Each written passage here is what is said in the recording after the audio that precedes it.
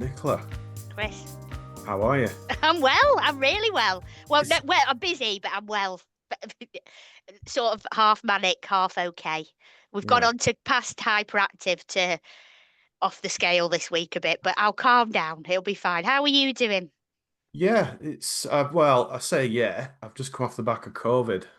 Oh no. Again, it's the eighth time I've had it. You'd think I'd have developed some hyperimmunity to it by now, but no, it's clearly a big fan of me. So Mm, yeah, just getting out the back of it, but you get behind with stuff, don't you? And you sort of gotta um try and catch up, but it affects my brain even more than normal. I get really mm. bad brain fog.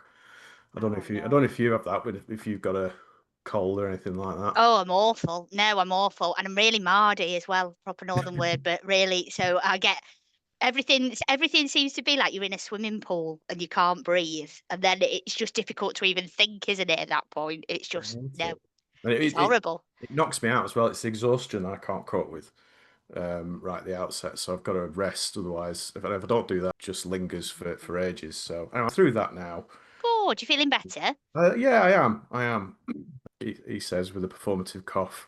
So the second episode of Natterbox. I know. And what a lovely reception we had to the first one. First one was brilliant.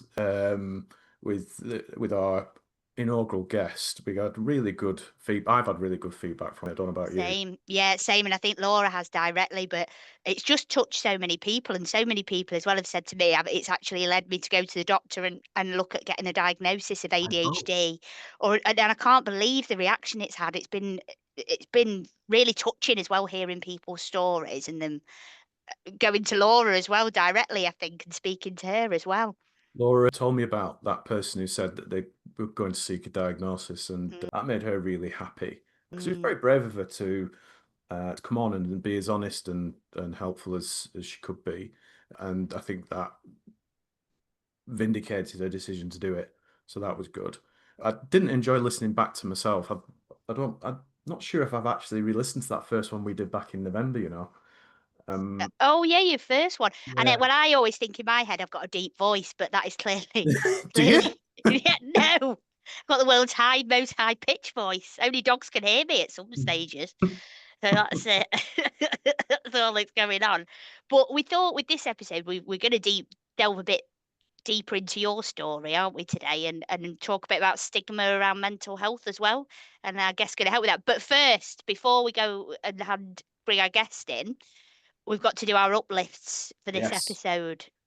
So do you want to go first? Okay, well, it's an easy one for me. So last week was Men's Mental Health Awareness Week, and we had various initiatives as a firm, one of which was daily articles from different people covering different topics, such as advice and support, stigma, which is a big one for us too, isn't it? There was one very sensitive but informative email on suicide and suicide prevention, and lastly, fitness. And off the back of that, we sent a survey link out to the whole of the and just two questions. Question one: what stops men talking about their mental health? And question two: what would you like to see at Forbes to help reduce the stigma? And we've had the results of the feedback. The level of engagement was fantastic, really Yeah. higher than I expected, and the quality of the feedback as well has been really positive. It's so that's my uplift. The growing engagement we're getting from within the firm.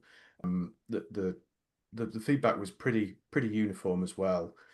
You know, what stops men talking about their mental health, various worries and concerns that would um, be a bar to people speaking up, particularly men. That's the other thing about the replies. We got some from women as well, which Mm, was fantastic.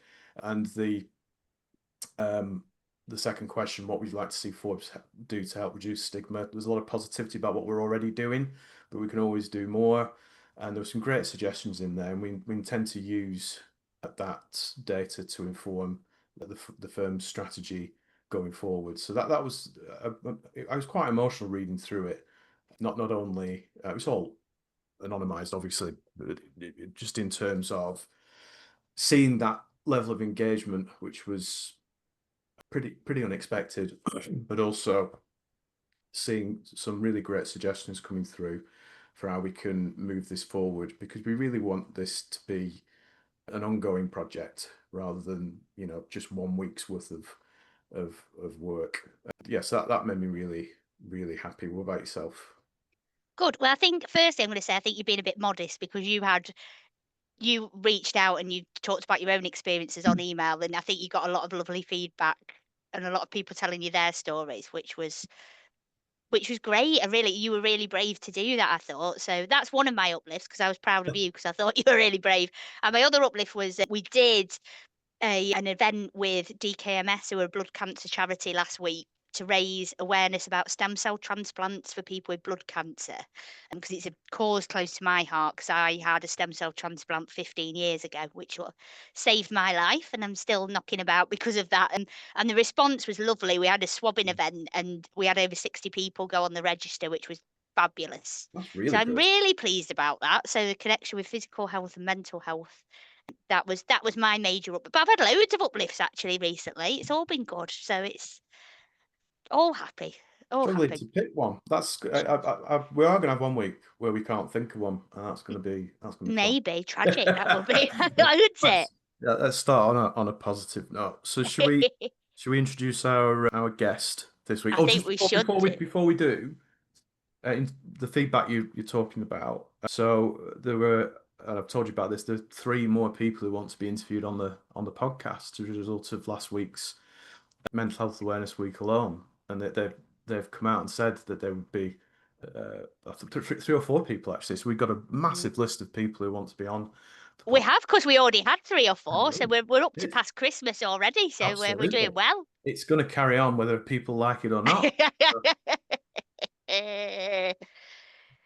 So shall we bring our guest on? Yes, let's. Do you want to do the introduction? Well, I don't know, because who's the Gusbury in this relationship? I was asking Kella last week. Yes. So our guest this week is a lovely Kella Bowers, who is Chris's wife and also the head of insurance at Forbes, also my boss. But yeah, Kella's going on to talk about some of her own experiences, and also, of course, we're going to touch a bit more on your story, Chris, and how that's reached out at home as well. So yeah, welcome, Kella. Hi, nice to be here in the same house, just in different rooms. Yeah. I think you're directly below. If I bang, we hear it. Yeah, I can stop it. I just laugh at I'm not in the same house. They won't let me. So they won't tell me their address. Always welcome, Nicola, Oh, anytime. I know. But yeah, welcome and thanks for coming on, because obviously you've listened to our first podcast, and particularly the one about Chris when he was telling his story in November. I And did. we I just got a preview before it went out, well, actually. you're the wag slash special guest, aren't you, on this one? So Yeah. but we just kind of wanted to touch a little bit on his story and how you found it, and how, because he's been on quite a journey with his mental health, as he's told everybody. But how was that journey for you as well? Because it's difficult watching someone you love go through something like that. It is. And it is challenging, particularly when you're not sure. So the things that are causing him anxiety and stress, first of all, you're not sure whether it's anxiety and stress because the person going through that finds it very difficult to verbalize both how they're feeling and then much more difficult why they're feeling that way. So there's a lot of, if I say, compensating or balancing and trying to work out why the person is feeling or behaving in a certain way. And moving from just dismissal, why are you reacting like that? Why you, so the general feeling when you're not conscious of mental health challenges is to say, well, there's no reason for that, just book yourself up. And that, I think that's where people who are having mental health challenges really struggle, and it doesn't help the opening up about it, because they do find it difficult to verbalize both how they're feeling and why they're feeling that. And Chris is explanation in the last podcast about how he came to that sort of revelation of his own need to have counselling and to understand the way his brain worked, I thought was really moving, because for us it was a very long period of time.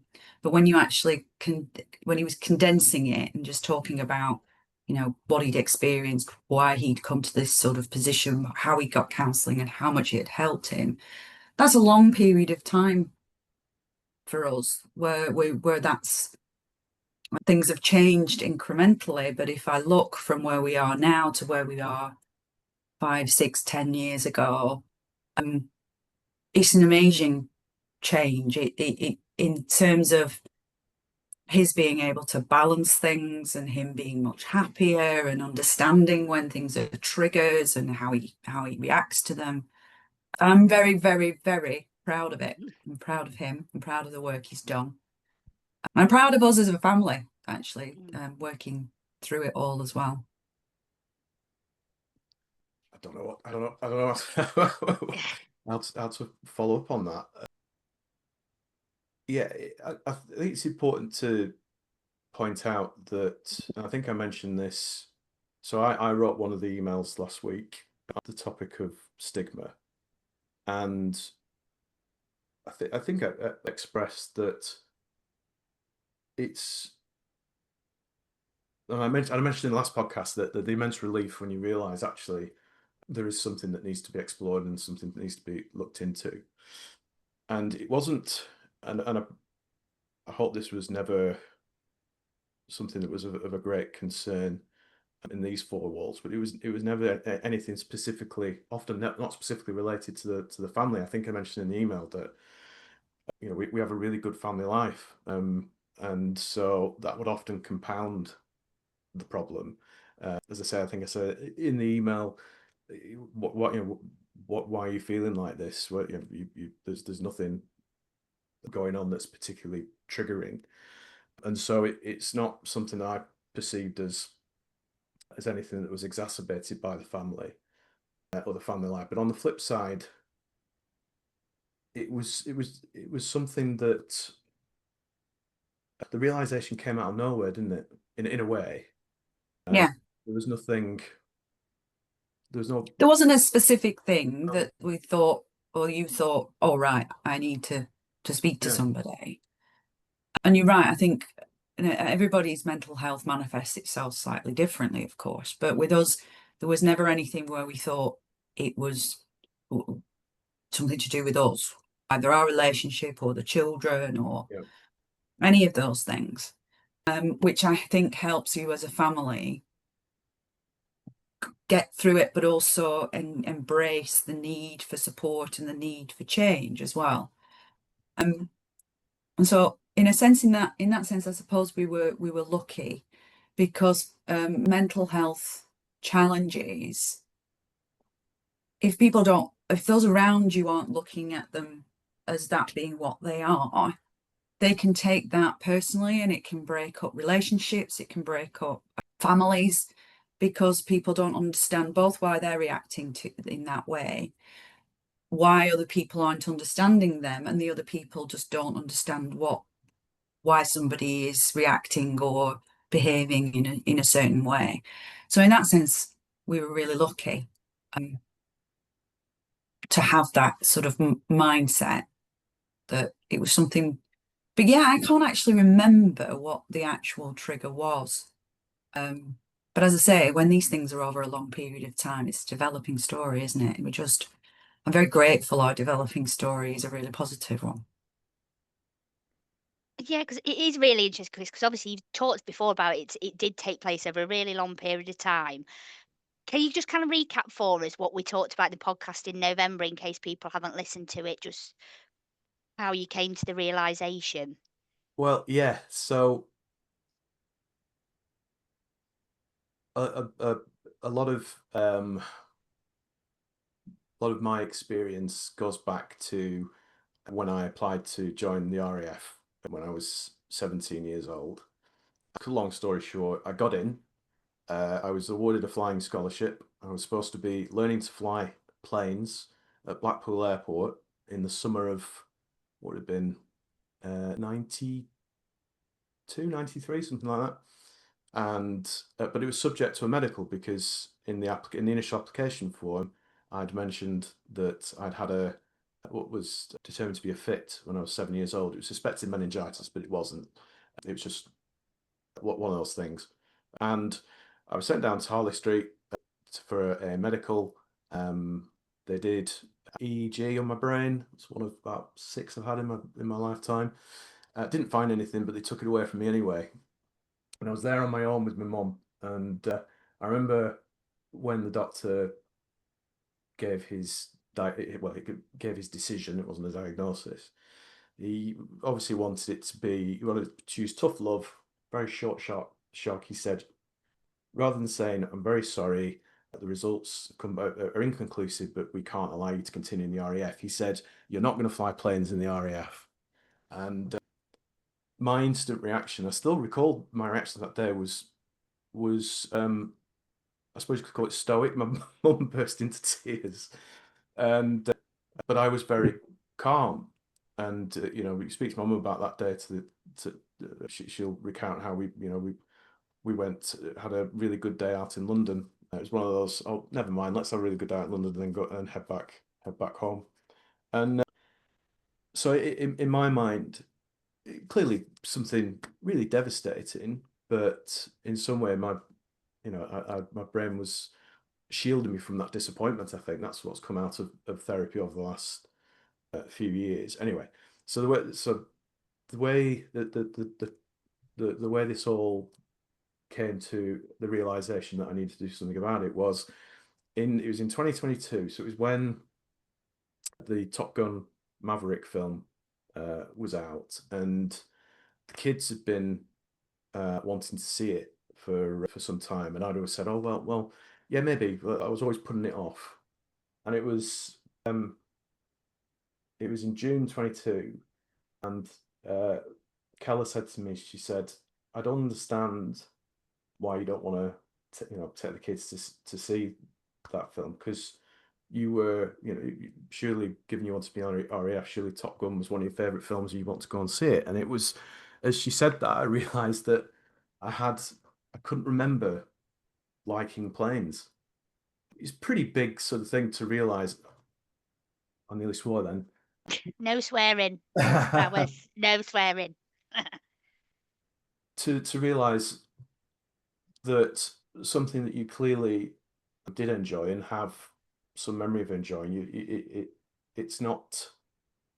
It's almost like your brain's shielding you from it. That's a very simplistic way of putting it together. But it was something that stark and unusual and a little bit scary that made me realize, oh wow, maybe I need to look into this. And so that's what I started doing. And I went to my dad. He put me in touch with, because he's a retired fireman, so he had some sort of industry links to recommended therapists, and I started that in September of 22, and been doing it ever since. And going into those sessions, it just became apparent how big a moment that was in my life. And I think it's what's come out in therapy is it's a combination of something like that being a big moment, but also the makeup of me and how my brain works anyway. That combination led to the mental health issues that I was experiencing over, well, I was 17, 16, 17, so 30 years, so 30-year period of you developing as a person, developing your mind, having a family, getting married, having a family, having kids, and was it chance that it happened that way? I don't know, but it did take something that stark, which is why then we make the point that it wasn't something that was hidden because of the family or was exposed because of the family environment, if that makes sense. It was I was lucky in a way that that I'd come to that realization, which is why I'm obsessed really with trying to raise that stigma, because if someone like me with a good family life only comes to that realization through pure chance, then what hope do other people who don't have that environment, who have other challenges in their life? And it's only by thinking about mental health and talking about it and being honest and open about it that I think it'll persuade people to check in on themselves. And that's why this feedback we've had from the survey has been so powerful and emotional, because it shows that they really do want to do this. They do want to check in on themselves, and they do want to get that help. It's just so difficult to do. And I think that my anecdote of how I came to my realization is emblematic of that, because it was just pure chance. It's Tom Cruise, isn't it? That's who did it for you. Who knows? It could be for someone, but the proof is that it's working though, Chris, because when you look at it, and we specifically got you to send the survey out because people are really massively connecting with you and your journey. And some of those results we got, and I think because all three of us manage people, I think it's so interesting on so many perspectives, as managers, as people, to read some of those and say, why don't you talk about mental health? Why aren't you speaking up about it at work or talking to your managers? And some of the reasons are just heartbreaking, like, don't want to bother anybody, Mm. feel self-conscious about it, might affect my chance of promotion. Yeah. It was all coming up, and it just made your heart go out to people, because you thought, well, you're doing it because it's an anonymous survey, but what can we do to take the next step and then make people feel comfortable to come and talk about it?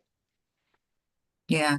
The irony is that as a business, if you don't, or if you aren't open as a manager to those people approaching you and having those conversations, you lose good people, people with really good skills, people who are really supportive to the rest of their team, because they don't feel they can be open themselves, and they get burnout, or they just feel they can't cope or manage with a particular situation, and they leave, and that's not good business.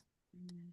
You want to be supportive with people. You want to give them the opportunities to open up. And also, as a business, we have access and connections and contacts with numerous providers that we can also help with, and put them into, and signpost people and put people in touch with outside agencies, but or also, as a group, and with other people within the business who've gone through it.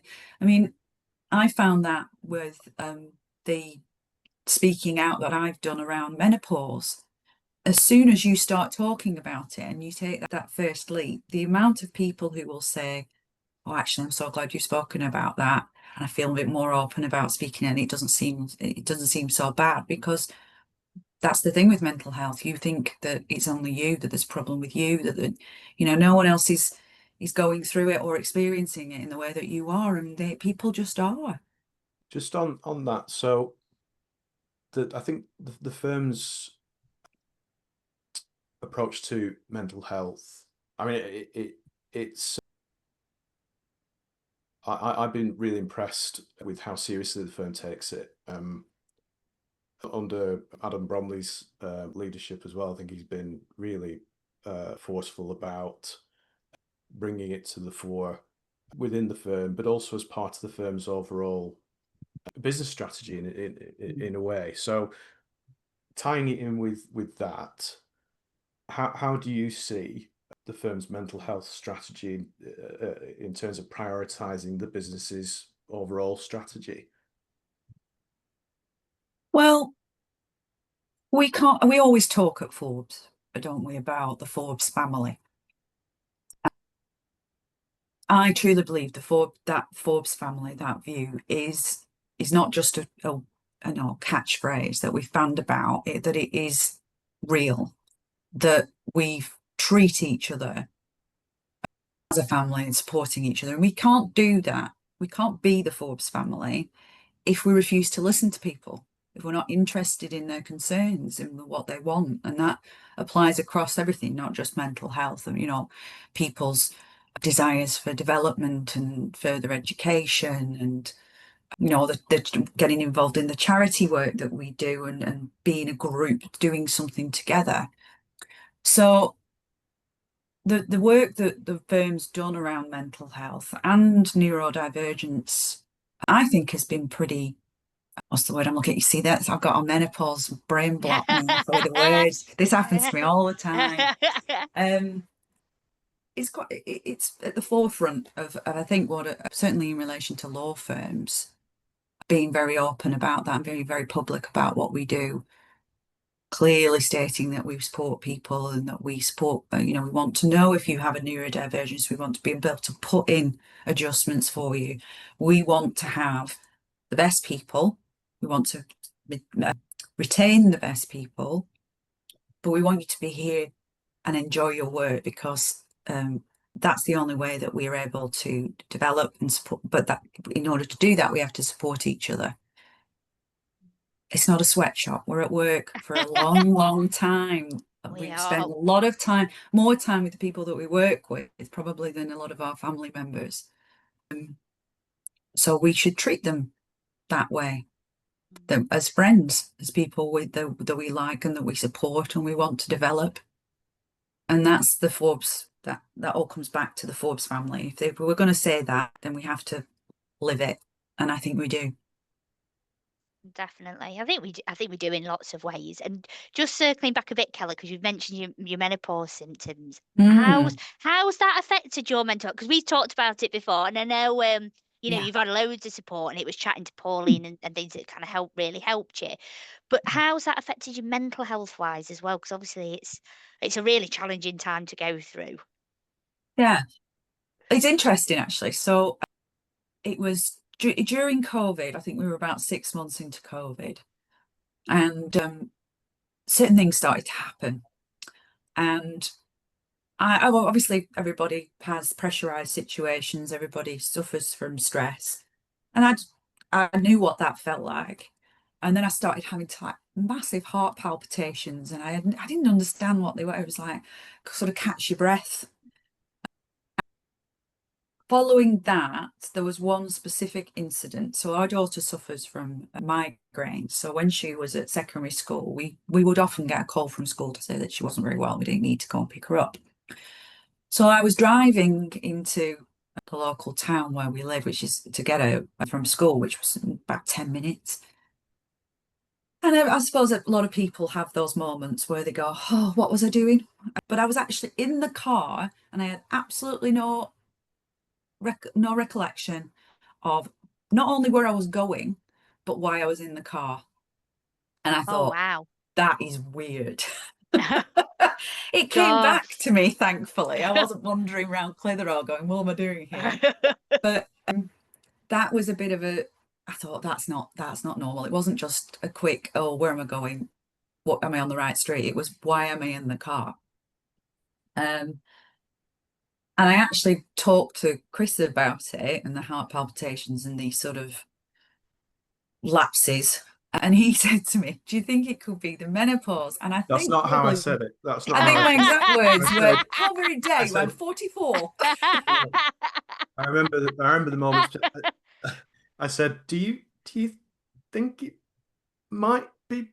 And then he ran out of the room. Yeah, I was going to say, as he was backing out the door. But that was part of that. That's one element of the mental health part of menopause is accepting that might be the reason. And I think from our conversations at the time, Kelly, you were not reluctant, but maybe hoping that it wasn't that. Yeah. Yeah, I was. And I was, I was 44, I was quite young, but then I remember the Davina McCall documentary came Yeah. out about the Yeah. same It time. was serendipitous. It was almost exactly Yeah. the same time. Yeah. So it's Davina and Tom Cruise. Davina and Tom Davina and Cruise. Tom Cruise, you see. But Chris and I both sat down and watched that, and he was sort of looking at me going, "Oh, that's you." So I decided to go and see somebody, and I did, and I went on HRT. But looking into it afterwards, I thought, well, I am quite young for it. And ironically, my mum told me later that she was extremely young when she went through it, but had never bothered to mention it, which again is sort of a generational shift in terms of how you talk about it. There is this feeling that, particularly as some of the symptoms were around not being able to remember words in meetings and things like that, or the fear that people will think that because you've got these periods of anxiety and you need to recognize them and make your own adjustments, that people will think you can't cope. And I also remembered specifically somebody I used to work with many years ago who was 10 years older than me, and she just thought that she was racked with anxiety, that she couldn't cope with the job, that it was all too much. And she quit and she changed jobs. And when I looked into it, a large proportion of women, particularly women in all careers, but particularly women in professional careers, get to their mid to late 40s to mid 50s and decide it's too much and leave. Now, that just takes a massive amount of expertise out of the workforce when for not all people, but for a proportion of those people, it's that they are going through menopause. There are 35 recognized symptoms of perimenopause and menopause, which is just phenomenal, an amount of different ways it can manifest in people, and they just don't recognize what it is. And like with most mental health, physical, well, it applies to physical as well, but with mental health things, you attribute it, you try and find a cause. It's work, it's my relationships, it's long hours, it's not getting enough sleep, it's all adding up to why I feel this way, when actually it's menopause. And there are a lot of women at Forbes, a proportion at menopausal age. So I spoke to some of those who were older than me and who had gone through it, and that was really helpful. I spoke to some women who hadn't gone through it yet, and that's a balance as well, because some women who haven't gone through it yet don't really appreciate, and I'm like trying to warn them, this is coming. Everybody has it differently. Everybody has different levels. Some people find it debilitating. Other people barely notice it's happening, and everything in between. But it will hit us.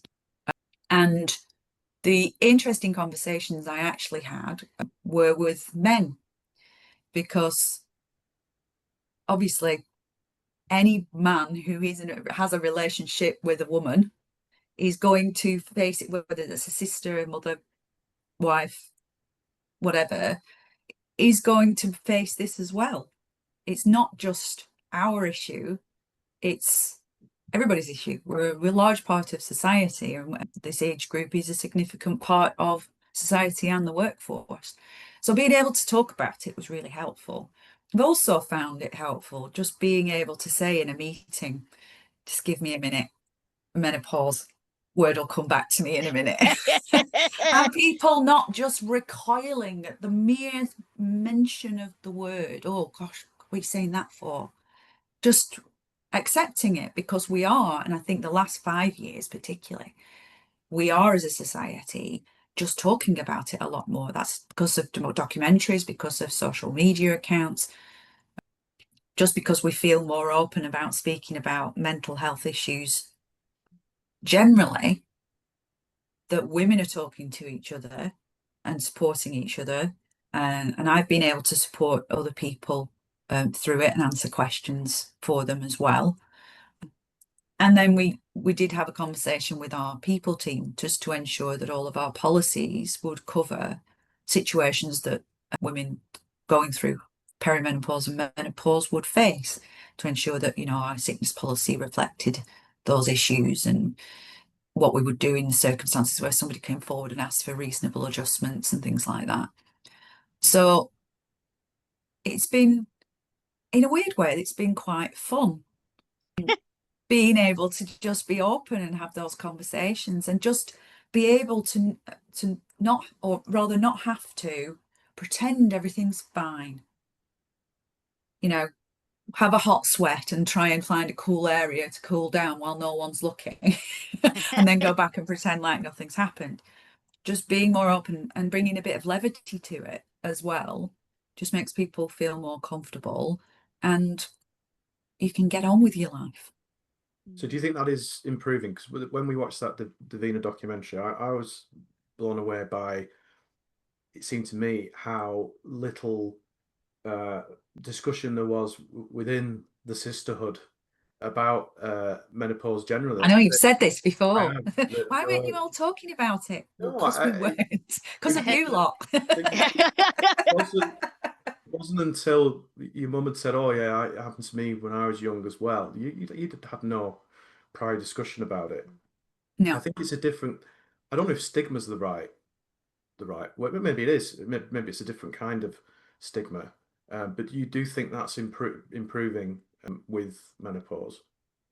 definitely, definitely. And I think before that, before I'd say the last 5 years, before that, I still think people just women would not have mentioned it, certainly not in the workplace. They just wouldn't. And I think women, everybody suffers to this from an extent, but women tend to suffer from a sort of imposter syndrome. Like, well, am I good enough? Am I doing it right? And you, when people talk about not wanting to mention mental health because they think it might affect the career, that is definitely the case in relation to women and the menopause. Just the fear of it being dismissed as something minor, and that you should just be able to pull yourself together and get over it and get on with it, is a reason why people would not talk about it. And now there are podcasts.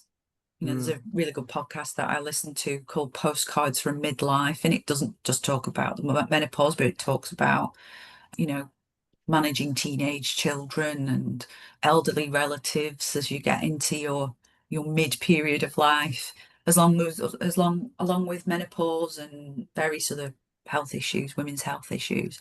And it's really positive. So you've got stuff like that which is out for everybody to listen to. You've got the Davina McCall documentaries. I think she's done 3 of them now, certainly 2. A number of books been brought out on it and how to manage it. And I just think that's just really positive, and it goes alongside, because you can't separate it really from all the other conversations that we're having around mental health. If we're all going to raise or get rid of this stigma and start talking about it, menopause is part of that. Yes, it's a physical change, but it manifests psychological issues and problems. It does. And Catherine's put in the chat box as well that we should mention that we've got a menopause champion at Forbes as well, if anyone does have any concerns around the menopause. So I've ticked that box. We mentioned that. A brownie points, but that's really brave of you to talk about colour as well, because it's somebody that I think I'm probably not too far off that time of life. But I think there's certain the brain fog is definitely when I have to go, oh, thingy-my-bob, what's it, thingy.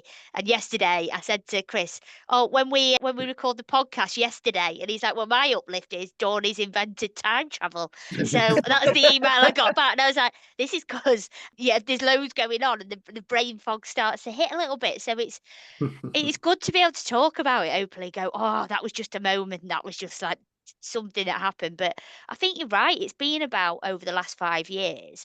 But I think the way we deal with physical health as well has changed, because I remember when I was coming up to my cancer diagnosis and I was really poorly, and I absolutely half sort of everything like lung hanging out, dragged myself into work, because there's no working from home then because it was all desktops, because I felt really bad about letting anyone down. And I can still remember it now, like wheezing down Deansgate and getting in there and being immediately put in a car by a partner and driven back home again straight away. But I remember that I just so didn't want to let anyone down. And I think that's where physical health after COVID is probably a bit better because people don't want germs around anymore, and they think, right, and we've got the provision to work at home, so we say, if you got germs, work at home. But is that kind of where we're coming to with mental health now, that people still think, I've got to brave it out, I've got to tough it out and come in and say I'm okay when I'm really not okay?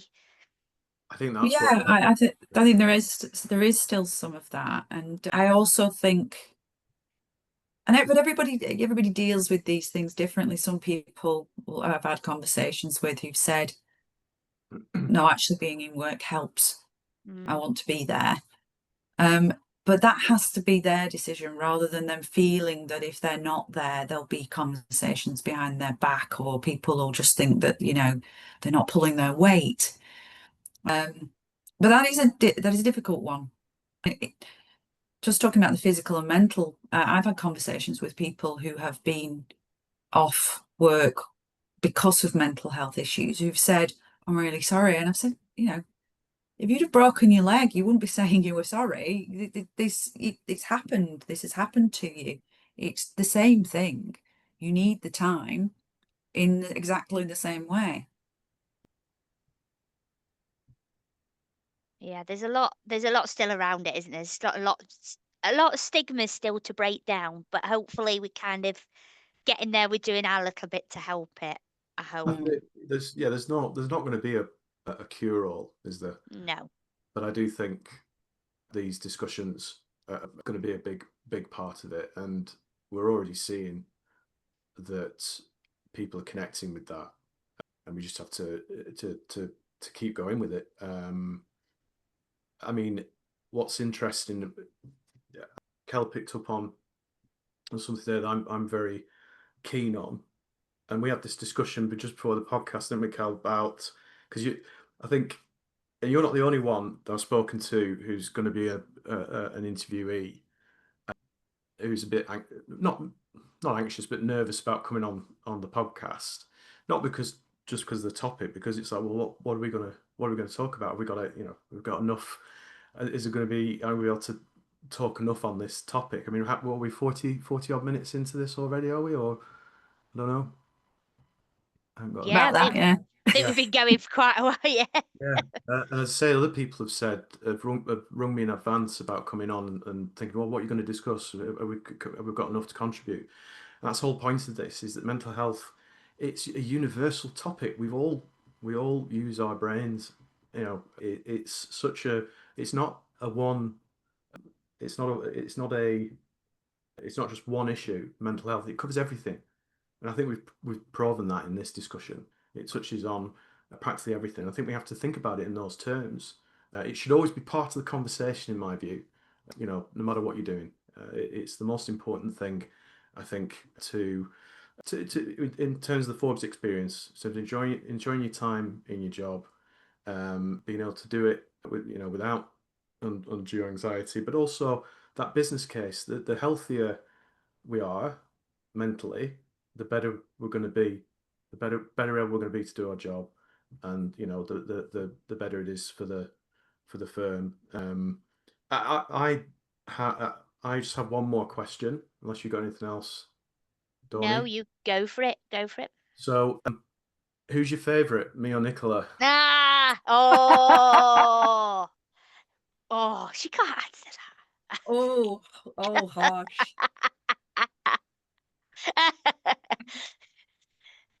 that. Shall I jump in? Oh, it's got to be you, hasn't it? Well, Because it's No, got to otherwise be I you no, won't because get she's my no, tea married no, to. made. no. Yeah. It was I was- it was an unfair question, and the atmosphere's soured. I regret it, but Well, you're in the same house. It'd been awkward if it was me, no, wouldn't it? It'd be. we have. I think we all have home personas and work personas. Yeah. Keller and I met at Forbes when we were trainees, but for most of our careers, we've worked in separate firms, and we don't really take work home, do we? We don't tend to talk shop. No. But coming back to Forbes, because Cal came back 2014, was it?